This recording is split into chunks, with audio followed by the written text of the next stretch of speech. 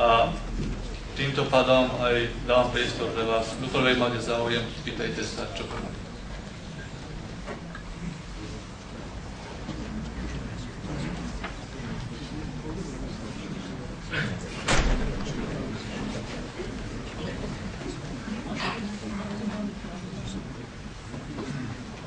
Hello. Thank you for the talk. This will be in English. Thank you for the talk. I'd like you to address life is very good in the Scandinavian countries. People generously give of their earnings to the government. They help take care of everyone. And there is nothing wrong with the social system. I'd like you to address that way of thinking, please. You know, I was going to do the discussion sitting down, but the fact is I can't see a lot of you, so I think I'll go back up there and do it up. I like eye contact. There's a very interesting question about what's going on in Sweden. Several years ago, I was at a conference in Sweden, and I took a walk before dinner. And it was like all things in Sweden, a very pretty place, and it had a lovely park, and it had benches on it. I'm sorry, I'm going to use some crude language, but I'm a social scientist reporting what I saw rather than anything else, okay? And so I come across this park bench, and on it is graffiti which says, "Fuck sociálneho." And so I went back to the conference and I said to one of the Swedes there, I said, how do you translate "fuck sociálneho"? And it translated the way I suspected, which is, I really don't like the social welfare system.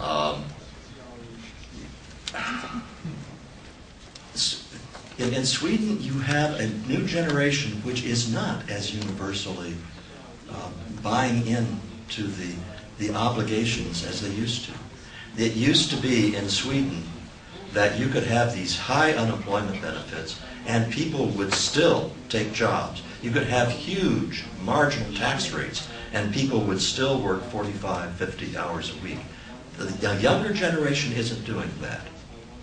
Think of it as the half-life of a culture. Half-life meaning what uranium does as it decays. In the first generation after a social welfare state starts, the reality has changed, but the parents' messages have not. So that the Swedish young person in the first generation of the welfare state is still being taught, here's what you have to do to be a productive member of society, and also if you don't do this, here are all the bad things that will happen to you. So the lessons are still taught in the first generation by parents who have actually experienced those realities. Okay, now we have the next generation. The next generation, the parent is saying not what he himself knows from his personal experience about here's what happens if you don't behave right, but he's repeating what his parents told him. But he himself is already grown up in a world where the consequences of your actions have been reduced. When you get to the next generation, all at once the lessons themselves have become sort of parents talking, but there's no meaning behind it. I think that's happening in Sweden. I think if you go to Sweden, you will not find people saying, oh, the system is still working as well as it ever did. I don't think you will hear them saying, oh, the immigrants that we have are buying into the Swedish model. I think you will see Swedes saying something very disturbing is happening to their country. And the Swedes are the best of the welfare states. So you go to France or you go to Germany, the problems are much greater than they were before. You go to the Netherlands and the problems are much greater. It's really hard to get people to behave as if their actions have consequences if for 2 or 3 generations their actions have not had consequences. Thank you for the lecture. I will speak also in English. You mentioned family, vocation, community, and religion. And regarding the religion, I would like to ask you, how do you perceive the role of Christian churches in the future when the major changes in the society will come and will be visible? How do I see the role of the churches in the future? Well, that depends on if you're talking about the United States or Europe. Now, Slovakia, I understand, still has a fairly large number of people who are active participants in religion. Here's the story for the United States. As you know, the United States is very proud of what it calls social capital. Social capital is all the things that go into a community being very active. It's measured by the number of organizations people belong to, charitable organizations, organizations to help out the less fortunate, organizations for social activities. Social capital is, these days, a very trendy concept in the social sciences, and it's important. It's really important for having a community that can solve its own problems. Here's an awful lot of this in the United States is linked with religion.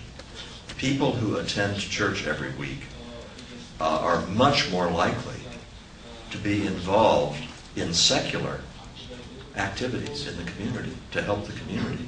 And furthermore, in the United States, about half of all contributions in cash, about half of all volunteering, and about half of all memberships that go into social capital are directly religious in nature. So the United States is also becoming more secular. And as that happens, you are going to see a lot of the resources for dealing with human problems go down. And this is important to libertarians, because if you aren't going to have the government do it, we have to do it. And if the reality is that the social capital for doing it and secularization are going hand in hand, you've got a problem. Here's the good news. Well, I hope it's good news. I'm making a prediction again. I think that religion is going to make a major revival. I have a theory, and the theory is this, that the 20th century was the adolescence of the human species. Adolescence refers to the years from 13 to 19. And here's why I say that. During the 18th and 19th century, you had a series of blows against traditional wisdom. You had the Enlightenment, then you had Darwin and evolution, then you had the development of psychology with Sigmund Freud and the unconscious mind and the rest. Then you had Einstein and quantum physics, which said everything is relative. In other words, a lot of very old traditional ways of looking at human beings seemed to be proved wrong. And the human race reacted exactly the same way that children react when they become teenagers. They decide that mom and dad are wrong about everything. And in the 20th century, intellectuals especially decided that their mom and dad had been wrong about everything. And part of that was that intellectuals just cast aside religion as superstition, and no intelligent person believes this anymore. That was pretty silly. I am not espousing any particular religion.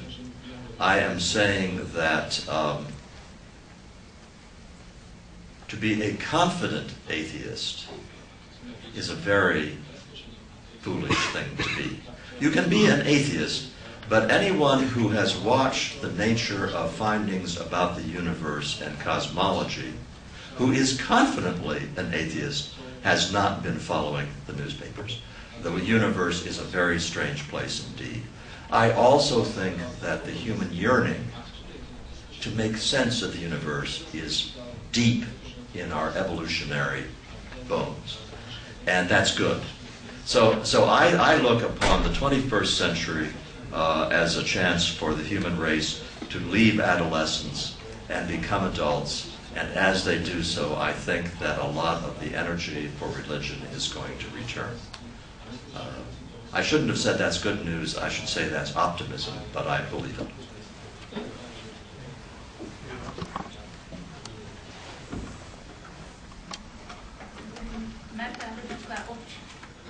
Počujte, občianske združenie regiony.sk. Ja by som sa chcela opýtať v tom modeli založenom na tej jednotnej štátnej dávke, keď taký bežný občan s priemerným príjmom, povedzme, že aj keď pracoval, keď veľmi vážne ochorie, že bude potrebovať na záchranu života veľmi nákladnú liečbu. Kto to bude financovať? Teda financovanie zdravotné zabezpečenie, financovanie zdravotníctva.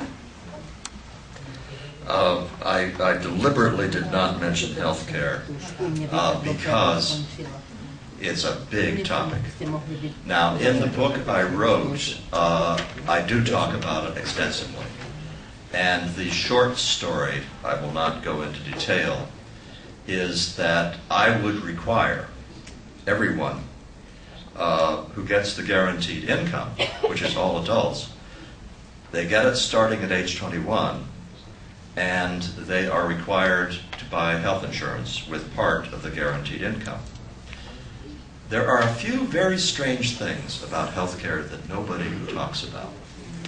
One is that if you buy insurance at age 21, and I'm talking about private insurance now, if you start buying it very young and guarantee to buy it for the rest of your life, you can have a very cheap premium that is constant that will take care of catastrophic illnesses. I know this because I went to the CEO of a major insurance company and gave him that proposition.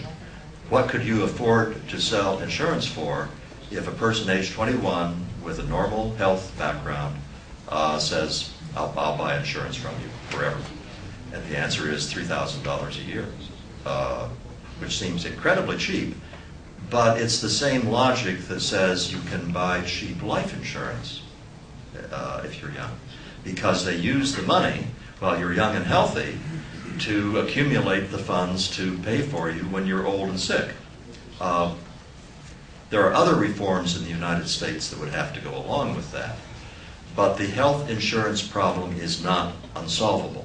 It needs to be solved. You need to have, in the 21st century, people have access to health care. But the way we have approached it,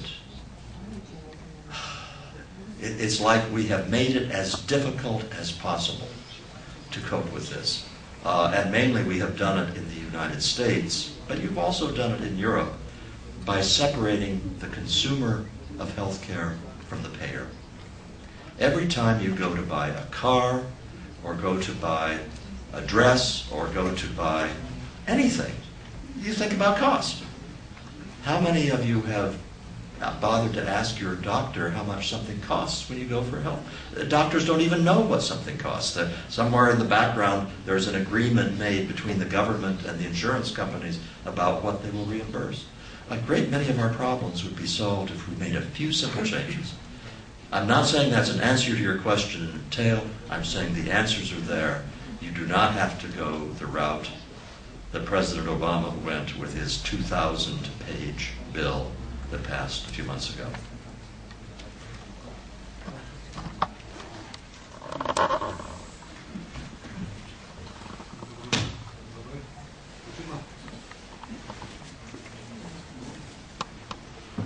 Haló, dobre, už počujem. Vás volám Milan Hrebík a doplním túto moju predrečničku, lebo s vami plne súhlasím, ale je tu množstvo ľudí, ktorí sú deti, ktorí nedostávajú tie peniaze, čo ste spomínali. Sú ľudia, ktorí sa narodia s vadou a sú geneticky ľudia horší a zdravší. sú ľudia, ktorí v zmysle komerčného poistenia budú nepoistiteľní v zdravotníctve. Keby ste to aspoň naznačili, že to riešenie. Yeah, very, very sensible question. I will tell you about, I say there are 3 reforms that need to happen in the United States in order for health care to be affordable. And the first of them goes to the question you just raised. I think there should be a law which says that health insurance companies must treat the entire United States population as a single genetic pool. And the reason I am comfortable saying that as a libertarian is that none of us deserve our good genes, and none of us should be blamed for our bad genes. And so if you have a gene for muscular dystrophy, you ought to be able to buy insurance at the same rate, which means that me, who does not have a gene for muscular dystrophy, am paying a few cents in my health insurance to thank heavens that I don't have bad genes.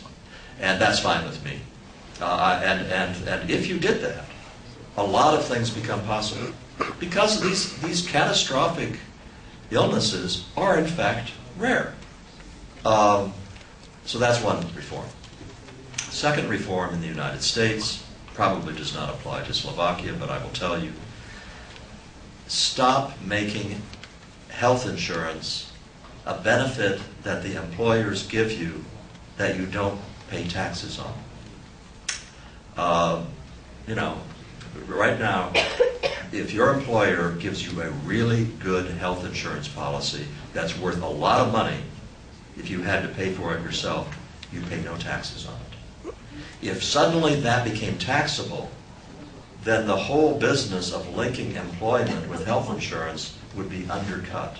And that would be good, because once again, you want people dealing directly with the people providing the service when they pay for it. And the third thing in the United States, there are not many things that I will say the United States is really awful on, but this is one. Our tort law, our laws whereby you can sue doctors and get huge awards for medical malpractice is ridiculous. And many countries in Europe have a far better legal system, and we need to make that reform. So those are things that would need to be done, and they would radically reduce costs. But I will just leave the health care question with one more remark.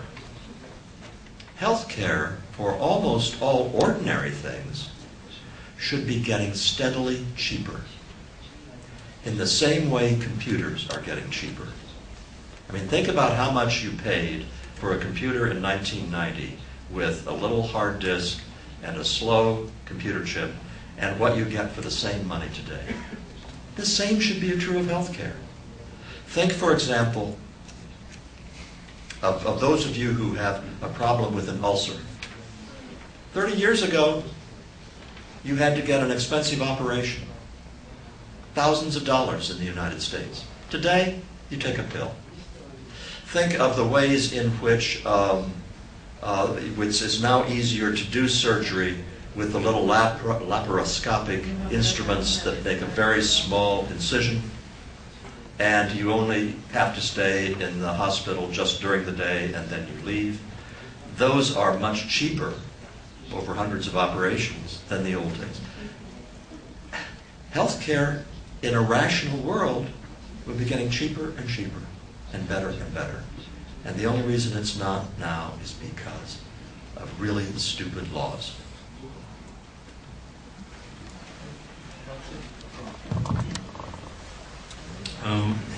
My name is Roman Moravčík. I will also speak in English. You were talking about the increasing role of religion in life of people.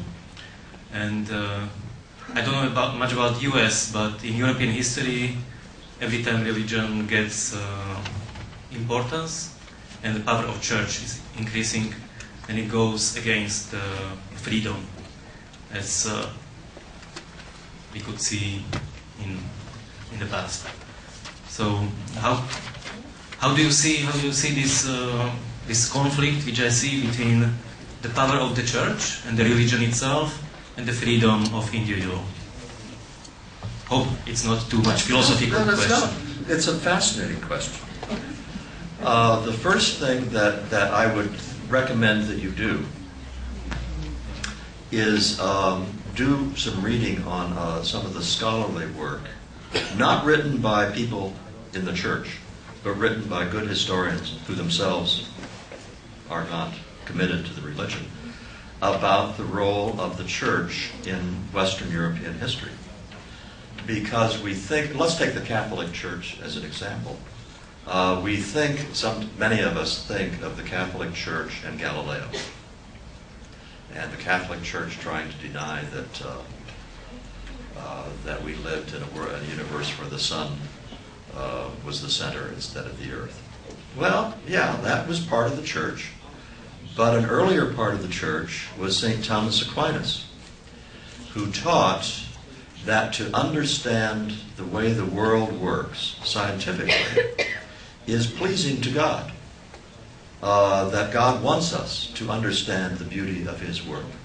That when we create beautiful paintings or beautiful music, this is pleasing to God. And that was a huge influence as well. So you will see very serious scholarship which ties the Renaissance very closely to the Catholic Church and Thomas Aquinas. You will find many other scholars who will... the rise of Protestantism had a huge positive relationship to growing freedom. Protestantism was intensely libertarian. Protestantism said, you do not need priests to talk to God. You do not need priests to interpret the Bible. You can read it yourself. And furthermore, you have a personal relationship with God that is very empowering. And so you had good Protestants who would pray for guidance.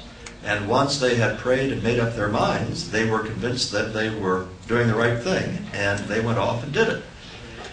We need more balance, because there's no shortage of people talking about the ways the church was a conservative force and a negative force. There's no shortage of people talking about the Inquisition in Spain, or the other things that religion has done which don't bear much resemblance to the teachings of, in the case of Christianity, of Jesus. But there is also a lot of other stuff on the other side.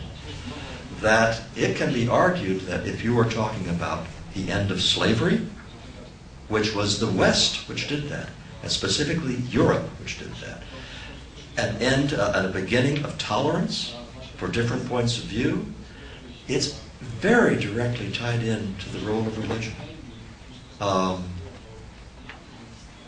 One of the things that bothers me the most, I'm going to take this opportunity to expand on these remarks. I wrote a book called Human Accomplishment. You can download it to your Kindle from Amazon.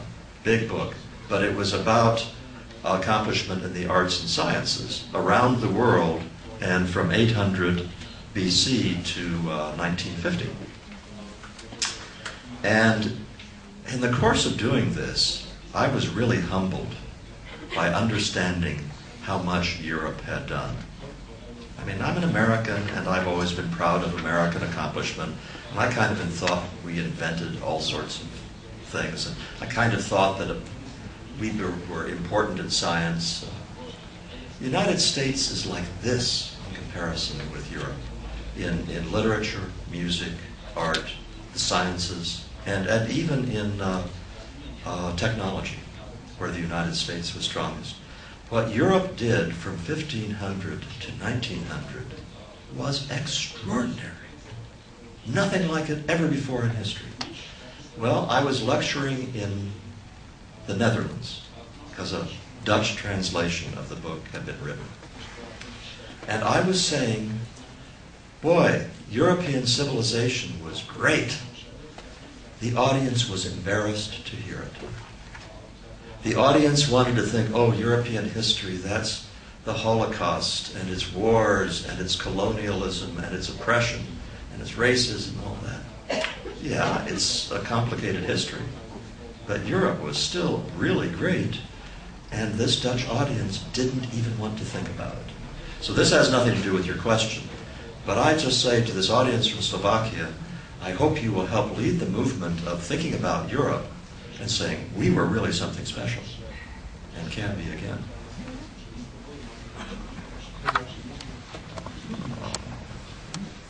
Good afternoon, Josefina Mičková, Bank Peugeot Citroën.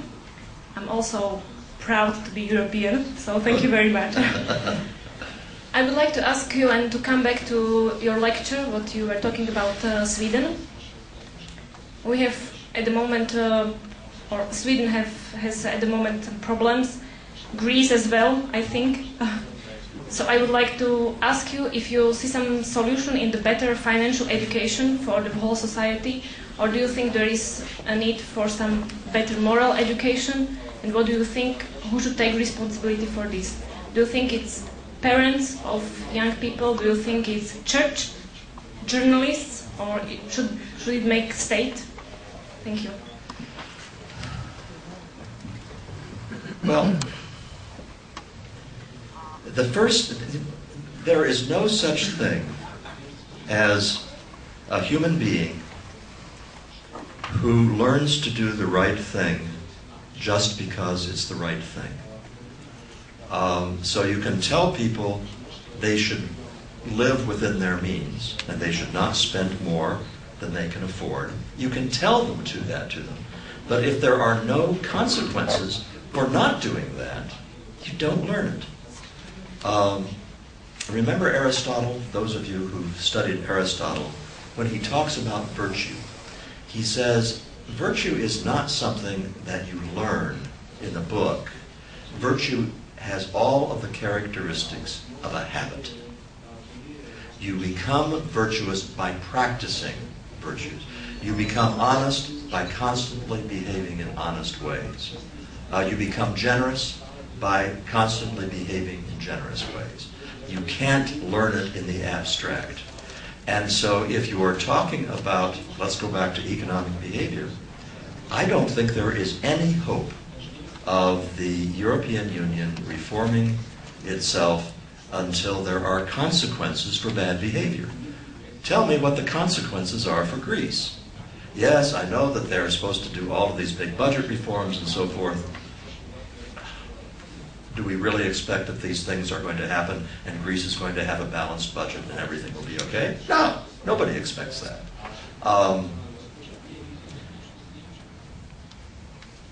You start with reality as the basis for understanding why you should do something or not do something. And that's where libertarianism is really good, because we are very good at saying people should have the privilege of being responsible for the consequences of their action. They also have the obligation of being responsible for the consequences of their action. Thank you very much. Wrote books about the distribution of intelligence in society, as well as about welfare state and poverty.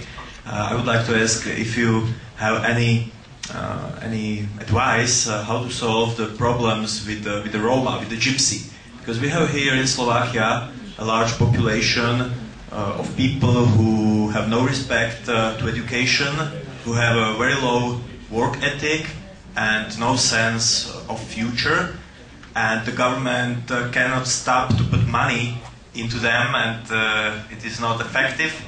And on the other side, if you criticize the problem, you could be very easily branded as a racist. Yeah. So do you have any advice how to solve this specific problem of Central and Eastern Europe? Thank you. Talk about it and don't worry if they call you a racist. The worst thing that can happen with these kinds of problems in the United States, this gentleman was referring to a book called The Bell Curve that got me in a great deal of trouble. Because in the course of the book, we talked about differences between blacks and whites. And so I was a racist. You just can't worry about that. you just got to talk and raise the issue. Because what you're talking about is an important issue for Slovakia and for its health.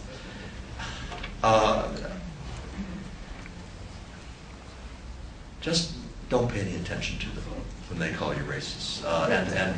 And don't try to be too embarrassed. No, I'm not a racist, and so forth. Just go ahead and say, look, okay, call me a racist, that's fine. Now can we talk about the empirical issues? Because one other piece of advice. When you do this, be really careful of the language you use. Because it's not a question of being mean or nasty or anything else. It's a question of trying to come to grips with empirical facts. And it ought to be conducted as any other conversation about scientific evidence is conducted, or about evidence, legal evidence. So just keep it as dispassionate as possible, but talk about it. These issues have to be faced. I'm sorry, and what about the solutions? What about the what? So about the solution of the problem. You're asking me for a solution to the Roma problem in Slovakia? I've been here for 2 days. You guys solve it, you know.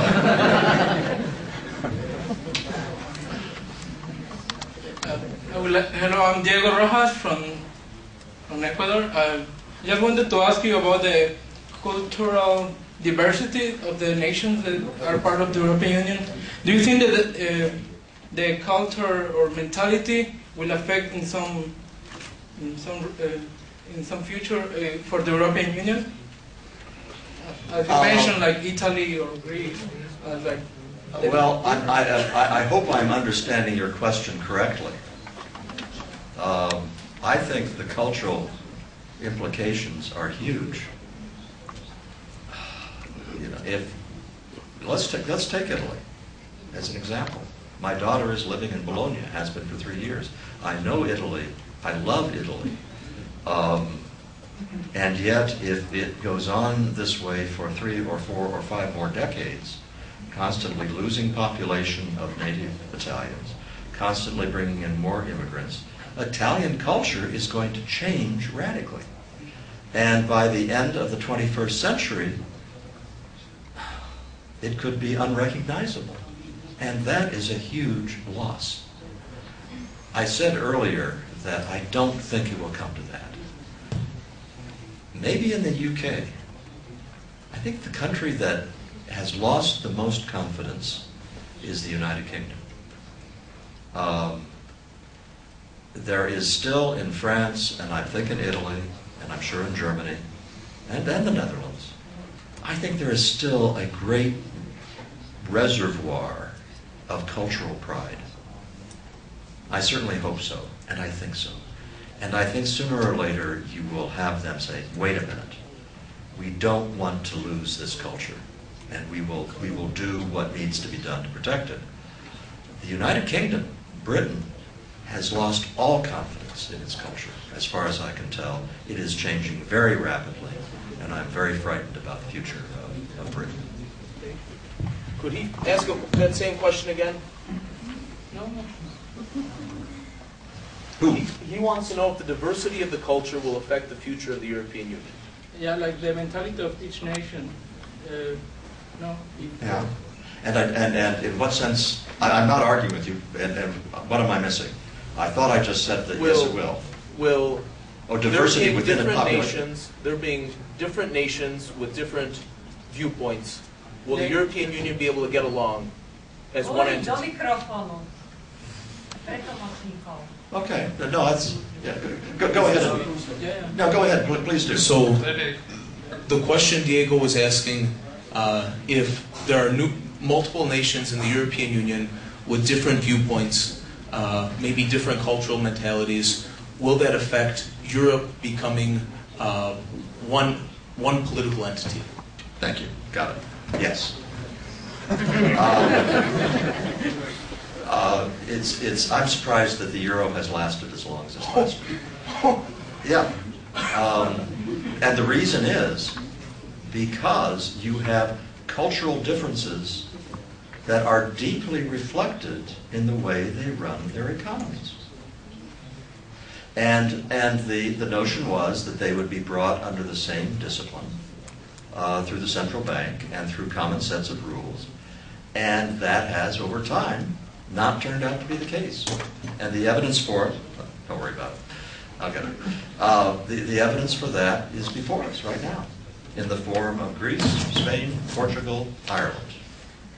And the rest close behind. Dobrý den, Fórum angažovaných křesťanů zase podruhé se vystupují. Prosím vás pěkně, přečtěte si naše webové stránky www.spov.org obnova rodiny. Tato problematika, pane doktore, kterou jste tady nadnesl, prostě neřeší zhola nic. My máme zničenou legislativu, zákony, budu jmenovat Ústava 9. května ze 48. roku, zákon 265 1948, které vlastně představují kontinuitu komunistického myšlení. A máme zničenou taky kulturu. Uvedu příklad. Uljanov a Bronštejn v roce 1920 stanovili první potratový zákon na světě. Součást je miliarda. My prostě jdeme naprosto exponenciálně v této kultuře. On na to dostal několik milionů dolarů, aby toto udělal. Čiže my bojujeme s takovýmato věcma a my prostě jednoduše máme strach. My jsme se ještě nedostali tady z té deprese. Víte, vy jste hovořili 15. 19. století, ale na tom mají podíl i moravští bratři, například David Zeisberger, který vám přinesl v roce 1726 do Ameriky kulturu a tak dále. To my jsme všechno neměli, víte? Takže jako my pojďme se bavit o tom, co s tím. A teda pokud my se nespojíme, pokud každý nenabídne to, jak já jsem tady si tohle nabídal, nemáme šanci. Děkuji. I will leave that conversation to the Slovakians to conduct among themselves. But I do have, could I make an additional comment about a very important question that was asked just before? The United States assimilated its many immigrants with a real severe propagandizing program.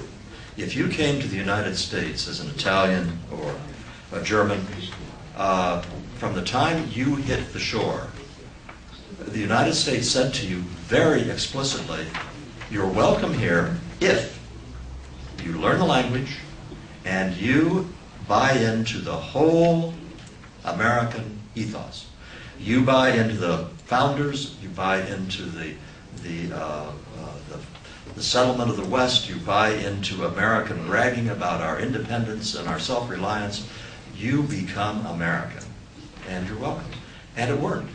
We did that in the past, and so we did something that I'm saying the European Union cannot, because the European Union has no thing it is so socializing all the different countries into as, by God, I'm a European, and here's what that means in a concrete way. And having said that, I will also say the United States has stopped doing that with its immigrants.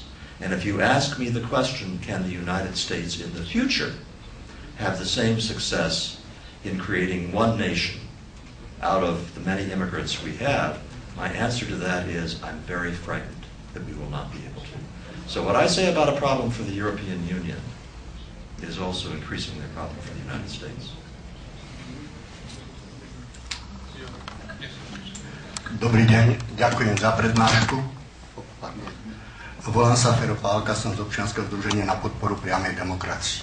Hovorím, alebo tvrdíme, že minimálny štát, minimálne prerozdeľovanie, šťastie pre každú spoločnosť. Ja si skorej myslím, že ten rozdiel v Európe alebo na Slovensku a v Amerike spočíva v tom, že ten sociálny štát nie je ani tak potrebný pre tých jednoduchých ľudí a nevychádzam z toho, že by ľudia nechceli pracovať. Áno, že by chceli byť leniví. Skorej akože viac vyhovuje tým skupinám, ktoré pod kolektívnou nezodpovednosťou a veľkou právmocou takto vedia ovládať tú spoločnosť. Keď to porovnáme, tak v Amerike ten občiansky hlas, hodnota je oveľa silnejšia ako u nás na Slovensku alebo v Európe. Keď len porovnáme ten spoločenský manažment, Európska únia, jednotlivé štáty, Amerika, a to isté platí aj o náboženstvo, o cirkev. Ja som povedal, že u nás tá sociálna podpora je minimálna, pretože priemerný zárobok na Slovensku je možno 750 €, dôchodok 350 €, podpora možno 150 €.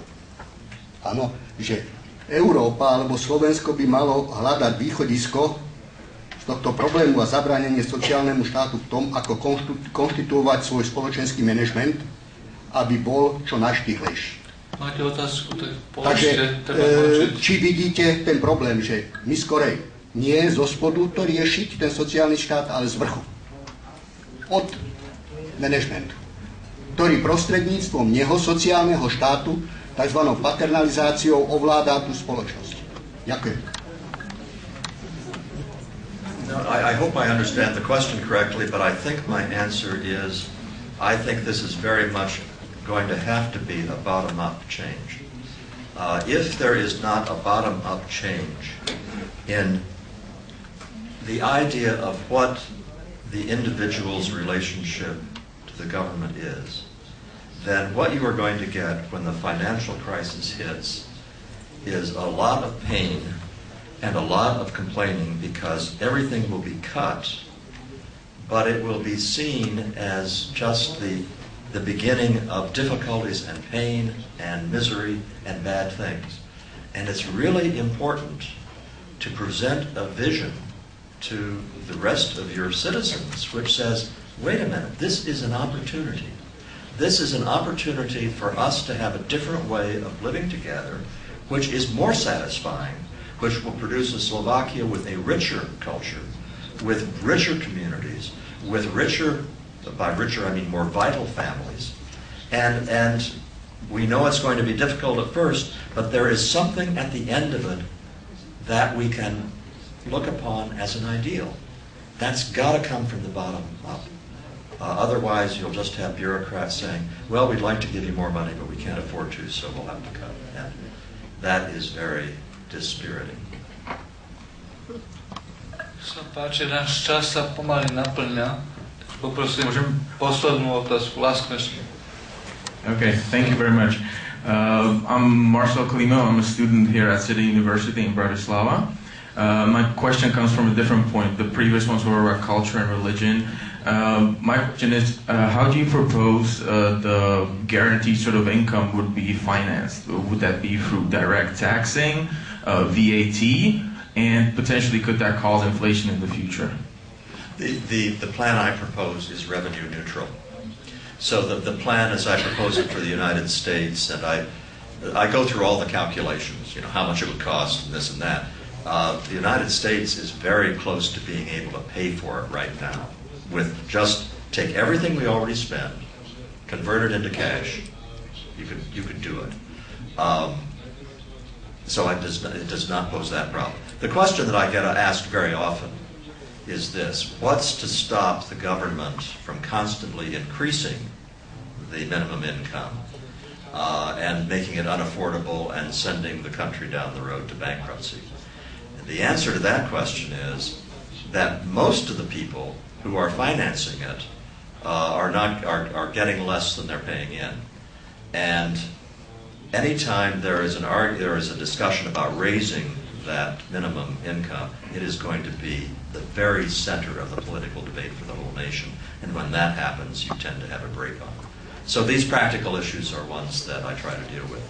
Well, I was told before I came to Slovakia, not by Peter, but by someone else, I was told, well, you better take all of the time you've been allotted for the speech, because Slovakians do not have a tradition of asking questions and engaging in argument with speakers. I seem to have been misinformed by that person. This has been lots of fun. Thank you very much.